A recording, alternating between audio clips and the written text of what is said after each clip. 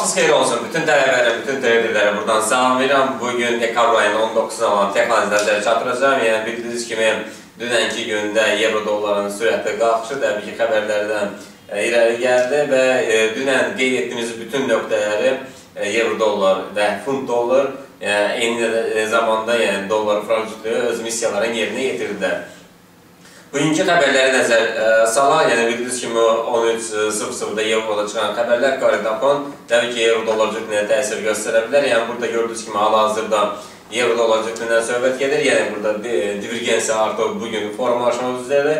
Yəni demək olar ki, ikinci təpələr yaranıb. Biz gözləməliyik ki, arasayda, Relative Strength Index-də, yəni arasay 70-i aşağı kəsərsə, bir qədər aşağı kəsəndən sonra sel əməliyyatlarına siqnal ola bilər və bu eyni zamanda deyək ki, xəbərlərlə üst-üstə düşə bilər. Xəbərlər yəni pis çıxarsa, burada tam olaraq divergensiya yaranar və qiymət 1.3171 fiqurunu görə bilər. Yəni bu nöqtəni yoxlaya bilər. Eyni zamanda yəni bu Fibonacci sisteminin 61.8-ə təsadüf edir. Eyni zamanda da gördüyünüz kimi Ichimoku bulunun tam yuxarı A sərhədinə təsadüf edir. Yəni ümumiyyətlə bütün traderlə nəzər çatdırıram ki, həm Fibonacci Ichimoku sistemindən istifadə edəndə yəni elə bu maksimum nöqtələri keçmişə əsasən elə təyin etmək lazımdır ki, yəni rəqəmlər tam olaraq və bu Ichimoku sistemindən üst-üstə düşsün. Bu halda yəni istənilən məbləğdə yəni gəlirləri əldə etmək mümkündür. Ümumiyyətlə bugün deyək ki, xəbərlərin yaxşı çıxmağı, Avropada yaxşı çıxmağı qiymətin 1.3256-dan yəni yuxarı kəsər, yuxarı doğru hərəkətinə davam etdirə bilər. Təbii ki, bugün biraz aşağı doğru korreksiyalar gözlənir, burada ehtiyatlı olmaq lazımdır. Keçən növbəti qrafikdə gördüyünüz kimi burada söhbət fan şüalarından gedir, qiymət hələ də fan şüalarından yuxarıdadır. Yəni bildiyiniz kimi biz keçən ayda bu fan şüalarından söhbət açıqdır, gördüyünüz kimi yəni son dərəcə dəqiqliklə texnik analiz öz gücünü göstərir. Yəni bugün üçün ola bilsin qiymət əks istiqamətdə biraz korreksiya versin, gəlsin fan şüalarının yuxarı sərhəddən dəyərək yenidən yuxarı doğru hərəkətə davam etdirək. 1.3322 nöqtəsini görsün. Yəni bu da Fibonacci sisteminin 80-ci nöqtəsini təsadüf edir. Keçək növbəti qrafikə. Burada gördüyünüz kimi söhbət həftəlik qrafikdən gedir. Yəni Elliot'un 5-ci dalğasını yaratmaq istəyir. Yəni burada gördüyünüz kimi biz keçən aydan burada rəqəmləri ifadə etmişdik.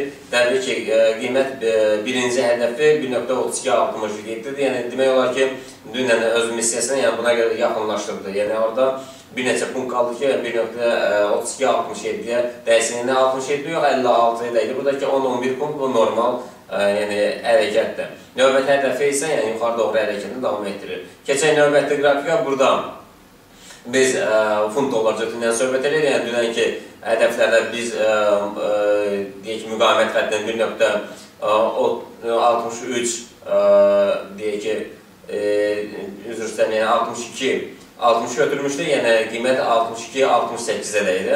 Təbii ki, 8 punkt daha yuxarı yüksək hərəkət elədi, yəni bu normal haldır. Bu da yəni Fibonacci sisteminin 90-cı nöqtəsində təsadüf etdi.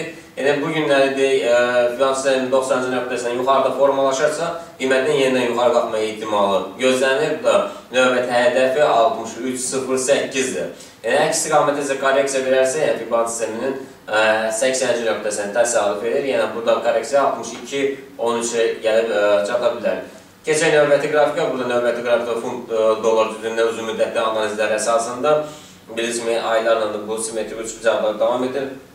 Yəni biz 1.6311 gözləyirik. Təbii ki, 1.6311 bu həmin müqavimət xəttinin simmetrik uçuş və müqavimət xəttinin yuxarı kəsir və burada deyək ki, ikinci dəstək işarından sonra bu əməliyyatların yerləşdirməyə olar. Keçən növbəti qrafikdə gördüyünüz kimi burada dollar frank cütlüyündən gelir. Yəni dünənki nöqtələri, hədəflərini çox asanlıqla yoxladı. Yəni Fibonacci sisteminin ən azından 80-ci nöqtəsini aşağı kəsdi. Yəni bugün aşağı gəlmə ehtimalı yəni 0.9133 və deyək ki, yaxın gələcəkdə 0.8926-ya qədər Fibonacci sisteminin 100-cü nöqtəsinə qədər yaxınlaşır. Əks istiqamətdə isə 0.9171 nöqtələrində qalxa bilər. Keçən növbəti qrafikə, yəni bu da bir də nəzər çatdım ki, həmin bu qrafikdə dollar frank qrafikinə, yəni Fibonacci sistemi yuxarıda formalaşsa, yəni korreksiya nöqtəsi güclənə bilər. Burada gördüyünüz kimi Elliot dalğasından söhbət gedir. Yəni Elliot dalğası 5-ci dalğanı artıq yaradır.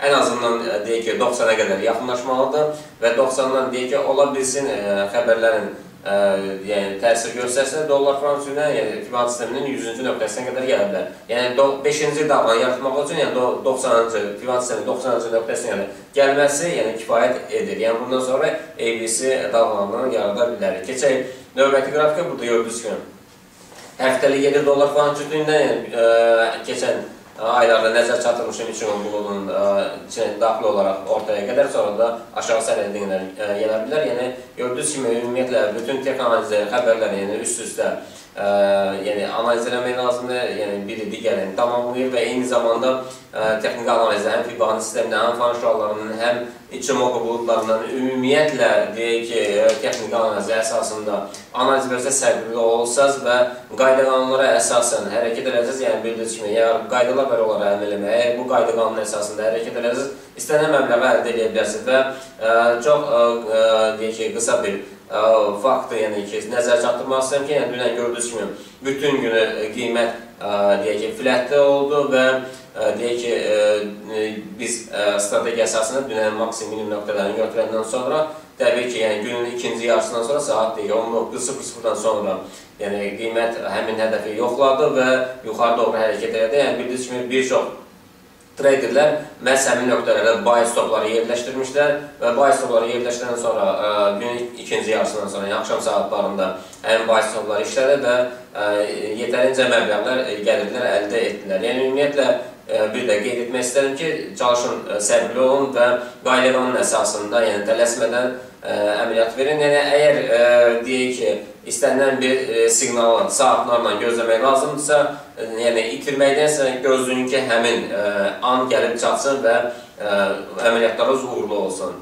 Diqqətinizə görə çox sağ olun.